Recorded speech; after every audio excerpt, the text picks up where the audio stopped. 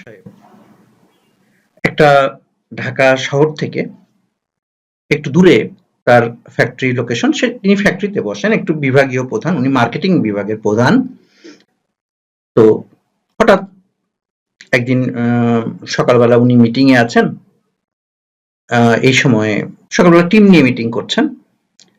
উনার টিমে আনুমানিক 65 থেকে 75 জনের মতো একটা টিম ছিল। তো বাসা থেকে তার ছেলে ফোন করেছে, ছোট ছেলে ফোন করেছে।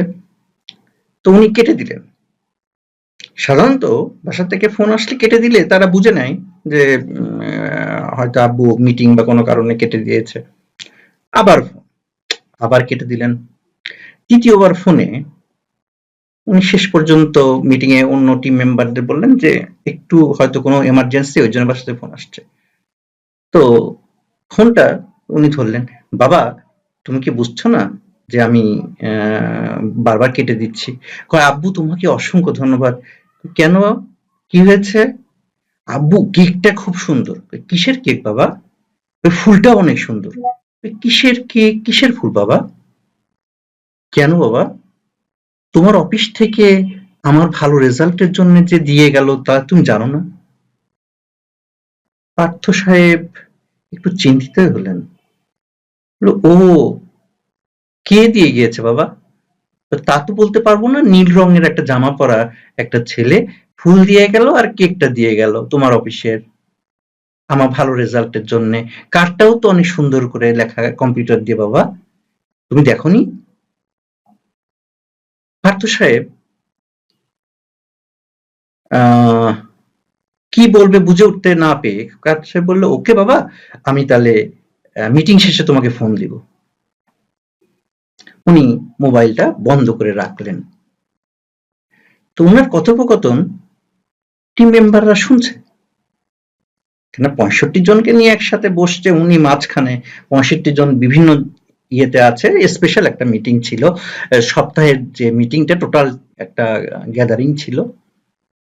তো এই ঘটনাটা এতগুলো মানুষ এর সামনে ঘটনা হলো। তখন উনি বলল যে সরি, তোমাদের ডিস্টার্ব না করে আমি একটু আর 1 মিনিট সময় আমাকে দাও তো। তাই বলে উনি ফোনটা নিয়ে এইচআর ডিপার্টমেন্টে ফোন দিলেন। আচ্ছা, আপনারা কি আমার বাসায় কিছু পাঠিয়েছেন? উনি এইচআর হেডকে ফোন দিয়েছে। কই, কেন, কি হয়েছে?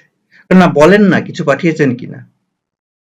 হ্যাঁ, আচ্ছা ঠিক আছে, তাহলে আমি পরে কথা বলতেছি, কারণ আমি একটা মিটিং এ আছি। ফোনটা উনি রেখে দিলেন।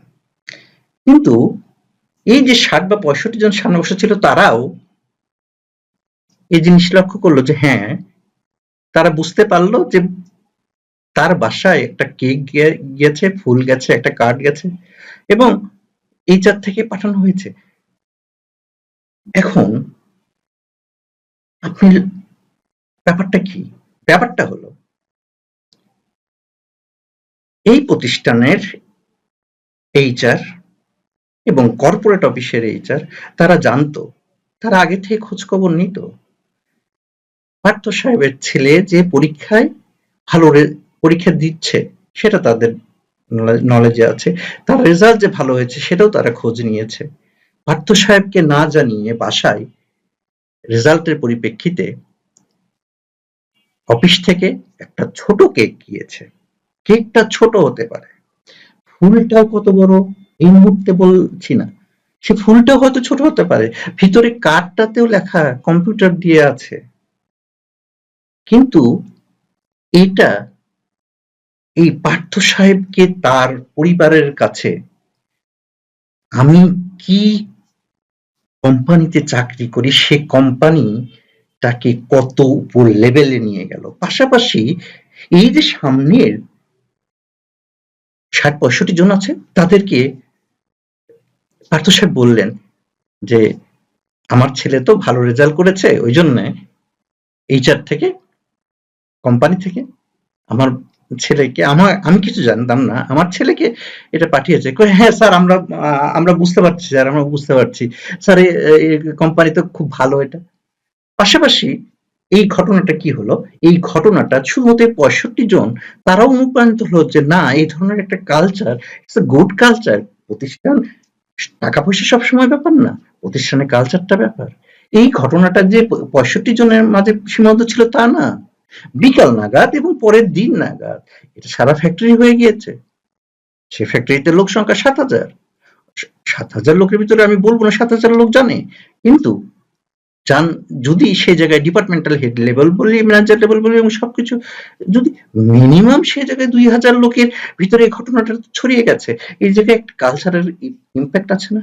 সুতরাং এই কেকটার দাম কত, এই ফুলটার দাম কত, এই কার্ডটারই বা দাম কত, আর যে অফিস বয় গিয়েছে তার যাতায়াত ভাড়াটাই বা কত, সর্বসাকুল্যে যদি ধরি 1,000 টাকা, 1200 টাকা, সব মিলে, বা 1500 টাকা সেই সময়ে, আজ থেকে অনেকদিন আগের কথা। কিন্তু এর যে প্রভাব, সে প্রভাবটা কত বড়।